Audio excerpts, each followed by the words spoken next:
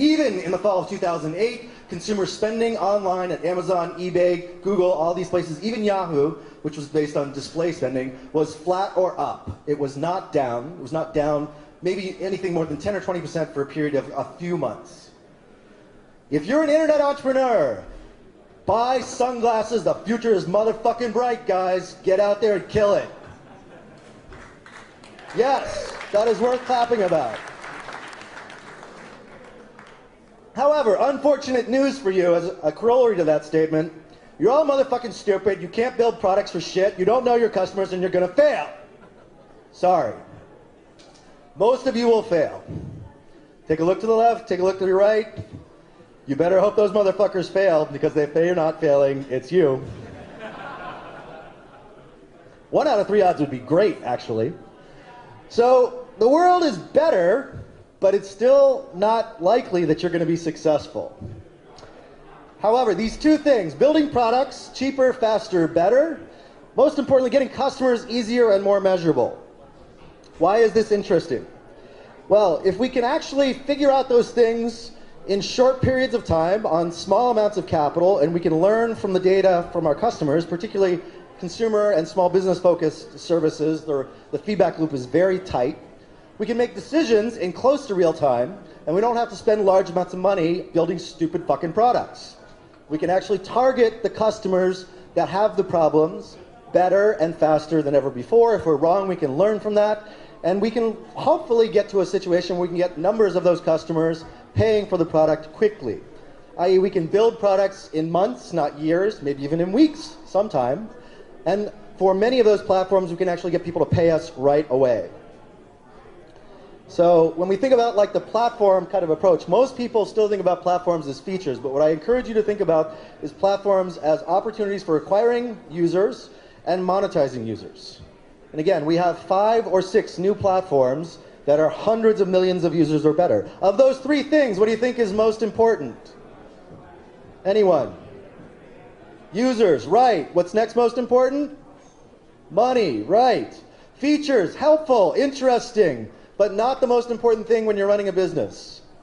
Users and monetization, very important. Solve a problem, you can have shitty features, and as long as you solve a problem for people materially better than the competition, if you're on platforms you can get those users and monetize them, you will be successful.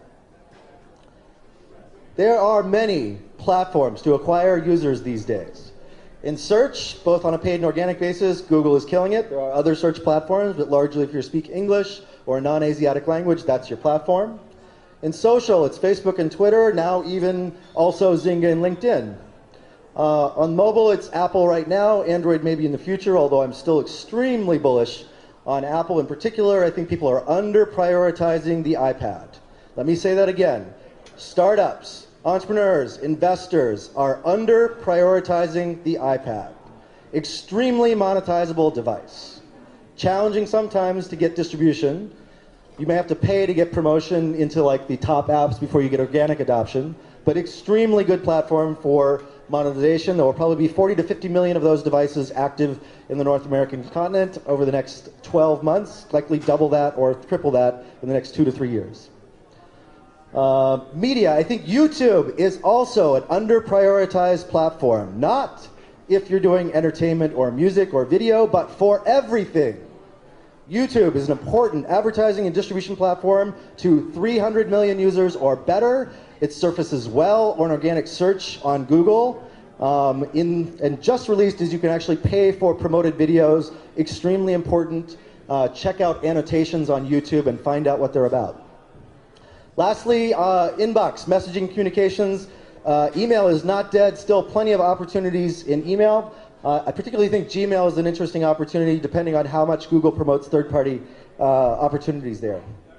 Other platforms also large. So, if you're thinking about building a business for the web, I would encourage you to keep it simple. In many cases, you are rebuilding Web 1.0 just with social products, with better distribution and with better monetization. There are some interesting new things that are happening. In particular, payments and monetization have gotten a lot better in many developing economies as much as in the US and North America and Europe. E-commerce, you may have heard of this thing called sort of group buying. I believe that's starting to get some attention somewhere.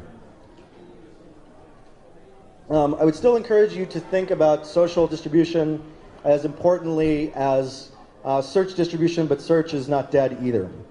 So largely speaking, solve a problem, sell something, use these basic plumbing and tools that are available now through much of this infrastructure for dealing with payment, monetization, distribution, search, whatever, and then make some money. Okay, so the incubator thing that's happening. Again, not just a trend, not just a fad. This is actually because experiments cost less, you can do more of them. The fail rate's still high, but you can be efficient about use of capital. In particular, experiments costing $0 to $100,000, maybe your fail rate's 60 to 80%, but you're still going to get some success out of that. So instead of doing Series A investments that typically would have cost you $1 to $3 million, you can now do 20, 30, 40, maybe even 100 experiments. Maybe 10 to 20 of those are interesting, and then focus on your Series A investment opportunities based on those winners. So incremental investment based upon success, but start with a large sample size and expect failure. What's also interesting with those many small experiments is common platforms or customers. So I can go attack a platform, I can go attack a customer segment with multiple experiments. Right now, I think parent, family, and education is a very interesting customer segment. I want to do about 10, maybe 20 investments this year focusing on that particular category. I think that YouTube and iPad are an interesting segment. I want to go do 10, 20 investments on those. Again, most of those will fail, but a few will succeed. Once I figure out what's succeeding, you can take some of those ideas and reapply them to other solutions. Physical proximity matters. When you have small teams working together, they can see and communicate with each other on what's going on. You don't always need that, but it helps. Particularly if you have team sizes of maybe 2 or 3 people, you can get 10 or 20 teams in one particular location, and they can compete and they can learn from each other.